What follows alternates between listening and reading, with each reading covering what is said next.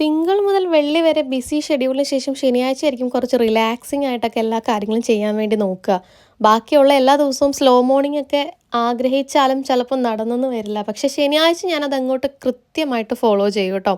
വളരെ സ്ലോ ആയിട്ട് എണീറ്റ് വന്ന് ഓരോ കാര്യങ്ങളും ടൈം എടുത്ത് ചെയ്യുന്നൊരു ദിവസം കേട്ടോ ശനിയാഴ്ച. കുറച്ചൊക്കെ പെർഫെക്ഷനിസ്റ്റ് ആവാൻ നോക്കാറുമുണ്ട്.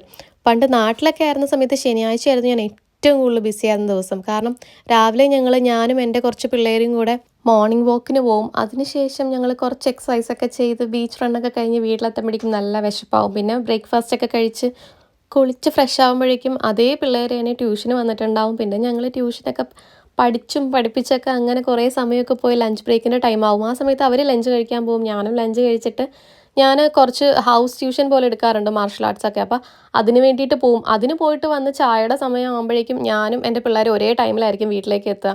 പിന്നെ ഞങ്ങൾ ഒരുമിച്ച് തൈക്കോണ്ടോ ക്ലാസ് സ്റ്റാർട്ട് ചെയ്യും. അതെല്ലാം കഴിഞ്ഞ് കുറച്ച് നേരം വർത്താനമൊക്കെ പറഞ്ഞ് കുറച്ച് ഗെയിംസൊക്കെ കളിച്ച് അങ്ങനെ കുറേ നല്ല മെമ്മറീസാണ്. അങ്ങനെ കഥ പറഞ്ഞ് നിൽക്കുന്നുണ്ടെങ്കിൽ എൻ്റെ പുട്ടും മുട്ടയും റെഡിയായി. അപ്പോൾ നിങ്ങളൊക്കെ ബ്രേക്ക്ഫാസ്റ്റ് കഴിച്ചോ രാവിലെ?